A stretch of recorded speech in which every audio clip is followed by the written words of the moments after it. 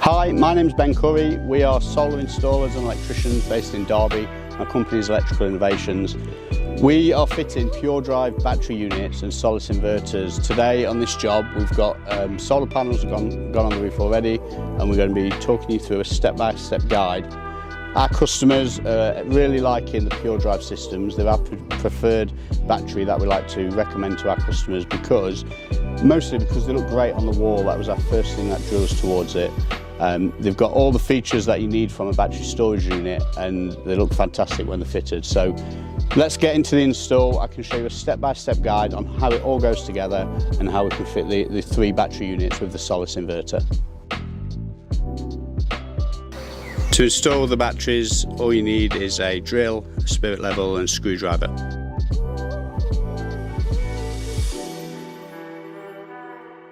So the first thing we do is open up the box and make sure we've got everything we need. It comes with the battery in the box and a mounting bracket. There's a pack with all your instructions and commissioning sheets. There's also the connection cables between battery and inverter for the DC power, and also communication cables as well.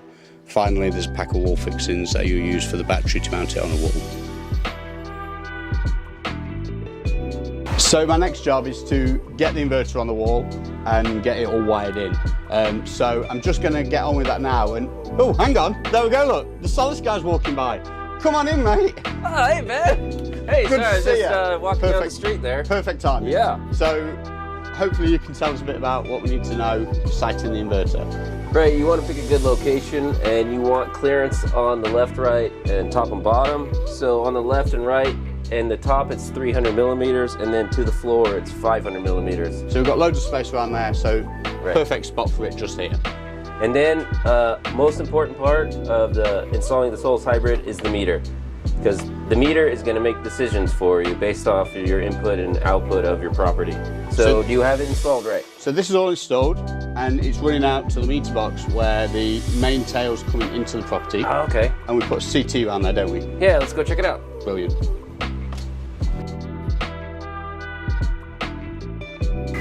So we're at the meter box now. This is the CT clamp that comes with the Solis inverter. It's labelled up, it says house and grid, and there's an arrow. So the idea is you'll position this so the house is on this side and it's pointing towards the grid. So in the case of a meter box like this, your grid is your main incoming supply. So here for us, we've got the live tail, which is coming out of the isolator switch, and you can see these tails here going to the meter and then to the main supply to the property. So this live tail, if we position it this way, the house is this side, it's going to our Henley block and then into the consumer units. The grid is this side, so that's the right way round. Now, you have to make sure this is properly fitted like that, because if that's slightly open, just even a little bit like this, it's not going to read properly, from experience. So you've got that there, house and grid, that's the right way round. These cables are pre-wired, you've got ferrules on the other end. You shouldn't shorten this or extend it. So this pre-wired section is what you've got to work with. If you've got a distance problem, so this is too far away, there are other meters you can use, but for this kit, this is your CT clamp, this is your cable that you keep the length of, and you wire it back to that energy meter we've just been looking at. So the next job is to get the inverter on the wall. Comes with a nice easy to fit bracket, goes on there somewhere. We're going to measure our clearances first, mark the holes and get that all fitted up. Then we can pop the inverter on and start adding the wiring to it.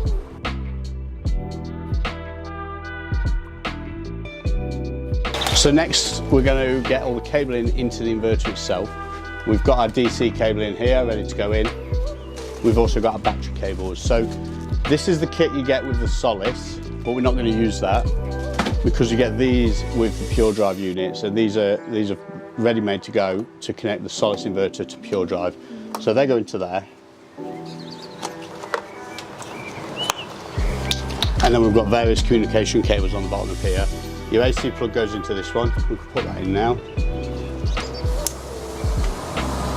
This is the one from the Solis smart meter that we've just wired, which is labelled here as smart meter. So everything only goes in one way, so all these plugs are set so you can't really get them wrong.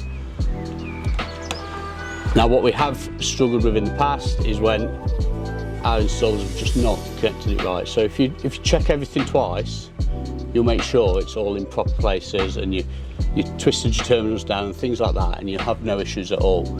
So that's our meter in. Next up, we'll start putting our DC battery cables in.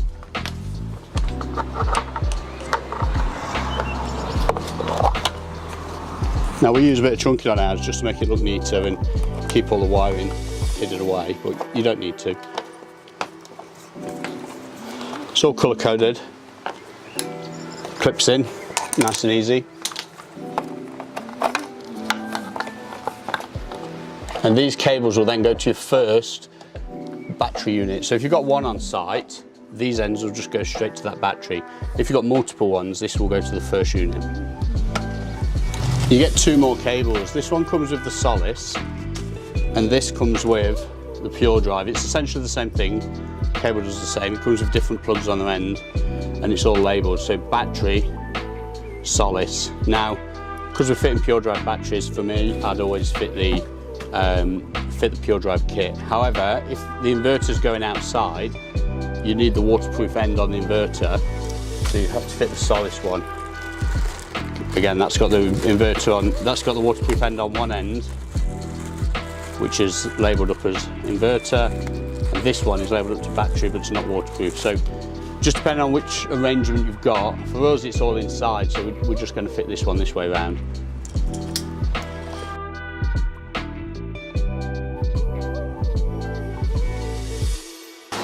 So we're going to mount the Puredrive unit now. You get this bracket, it goes on the wall. They're stable enough to sit on the floor, but obviously you don't want them tipping over and all of that. So brackets on the wall. This then hooks in around here. It's really easy to fit. We're going to hold the bracket there and take a measurement for the height, and then we're just going to mark it on the wall and drill the holes.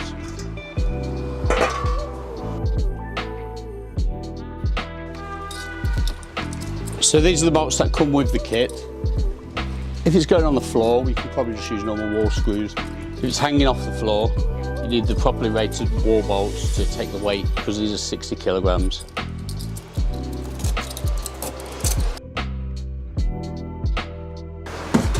I normally just nip them up and then offer the inverter, the battery into place to make sure it fits. So the battery is ready to go on the wall. I've fitted the bracket. We just need to lift this. It weighs 60 kilograms, so usually two-person lift. So, oh, hang on. Puredrive guy, come on in, good to see you. Thanks for coming and helping. So we'll get this on the wall, yeah? Yep, let's do it.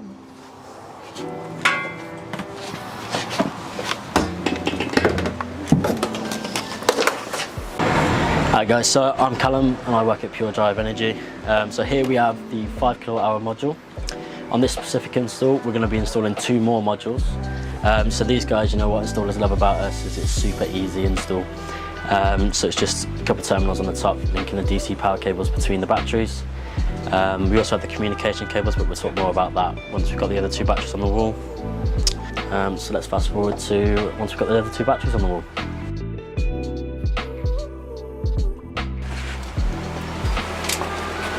So we've got all the batteries on the wall. The way these work, if there's just one of them, is you just choose the first one, and the cables that we've installed from the inverter we put in here earlier, these will just go straight onto these connections here.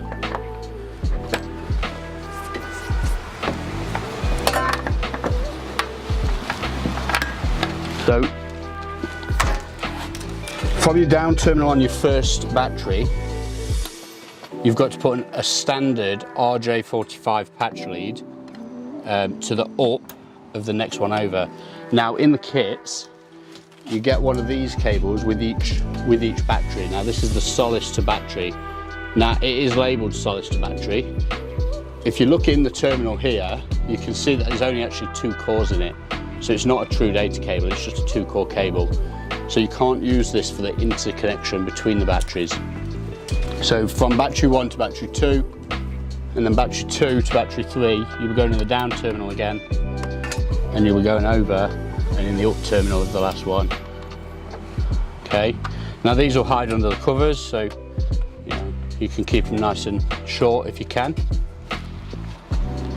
The battery kits all come with these connecting cables, and these do the job from the inverter to the first battery, but they also join your batteries together.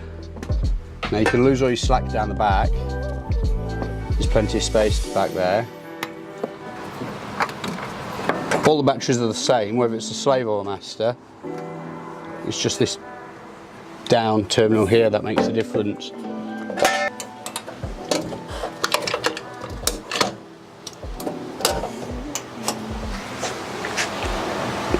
So that's all three systems on. The inverter's up and running. It's just waiting for the PV, and we're good to go. We'll get Travis back in now to explain the settings on the Solis inverter and how you set this up to run with the Puredrive batteries. Hey guys, we're gonna set up the inverter now. We're gonna do a really simple setup.